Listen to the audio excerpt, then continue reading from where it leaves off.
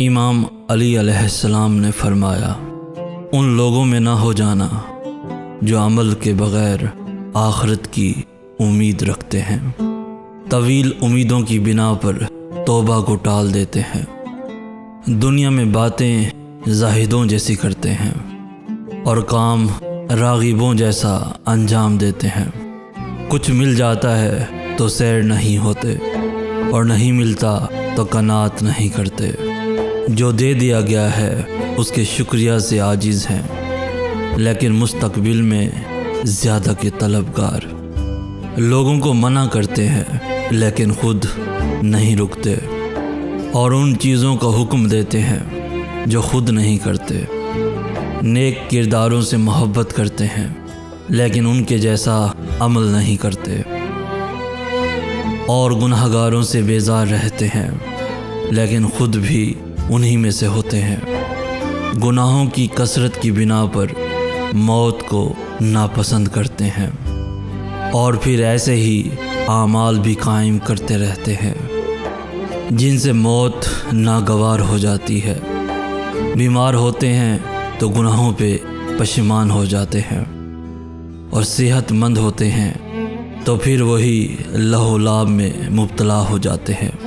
بیماریوں سے نجات مل جاتی ہے تو پھر اکڑنے لگتے ہیں، اور جب مصیبت میں پڑ جاتے ہیں تو مایوس ہو جاتے ہیں۔ کوئی مصیبت نازل ہو جاتی ہے تو مضطر لوگوں کی طرح دعا کرتے ہیں، اور سہولت و آسانی فراہم ہو جاتی ہے تو فریب خوردہ ہو کر منہ پھیر لیتے ہیں۔ ان کا نفس خیالی باتوں پر آمادہ کر لیتا ہے، لیکن وہ یقینی باتوں میں اس پر قابو نہیں پا سکتے۔ دوسروں کے بارے میں اپنے سے چھوٹے گناہ سے بھی خوف زدہ رہتے ہیں، اور اپنے لیے اعمال سے زیادہ جزا کی امید رکھتے ہیں۔ مالدار ہو جاتے ہیں تو مغرور مبتلائے فتنہ ہو جاتے ہیں، اور ضربت زدہ ہو جاتے ہیں تو مایوس اور سست ہو جاتے ہیں۔ عمل میں کوتاہی کرتے ہیں اور سوال میں مبالغہ۔ خواہش نفس سامنے آ جاتی ہے تو گناہ فوراً کر لیتے ہیں اور توبہ کو ٹال دیتے ہیں۔ کوئی مصیبت لاحق ہو جاتی ہے تو اسلامی جماعت سے الگ ہو جاتے ہیں۔ عبرت ناک واقعات بیان کرتے ہیں لیکن خود عبرت حاصل نہیں کرتے۔